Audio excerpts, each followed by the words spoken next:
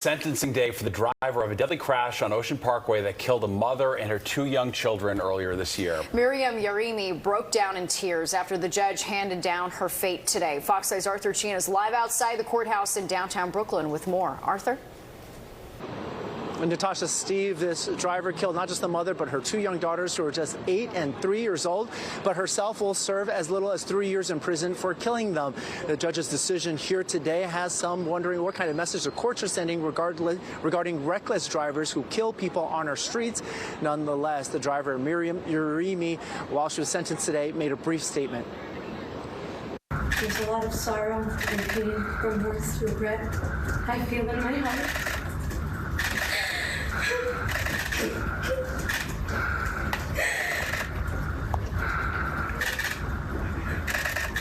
Causing such an unspeakable tragedy. Accept full responsibility.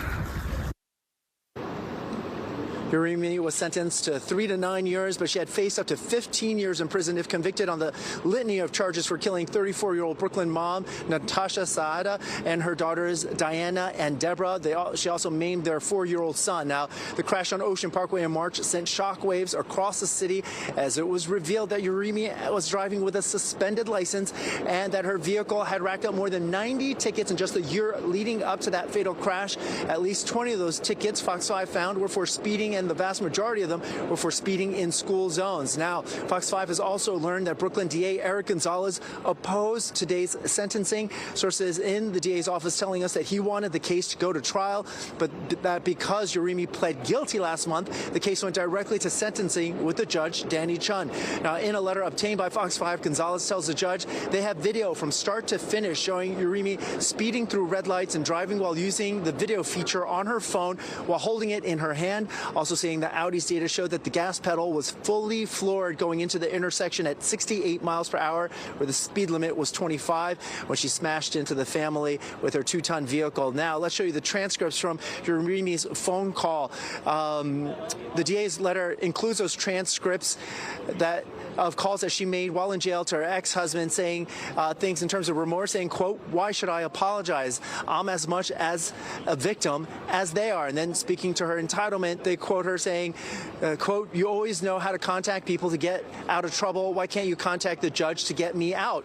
And why isn't the Jewish community helping me?" No, this sends a clear message that reckless driving is not so bad. She's been driving recklessly for a long, long time. She did it here. She got a minimum sentence.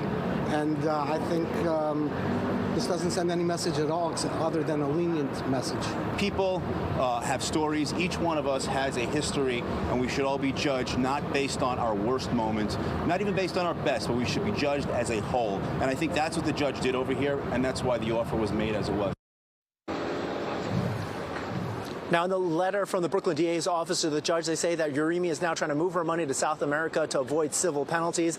They say that's not exactly the sign of remorse. Meanwhile, the street safety advocates have a bill called the Super Speeder Bill that would put speed limiters on people like Yarimi, whose driving record are like hers. That has faced opposition in the Assembly. We're going to have more on that story in the days that come. But for now, that's the latest from downtown Brooklyn. Arthur Chien, Fox 5 News.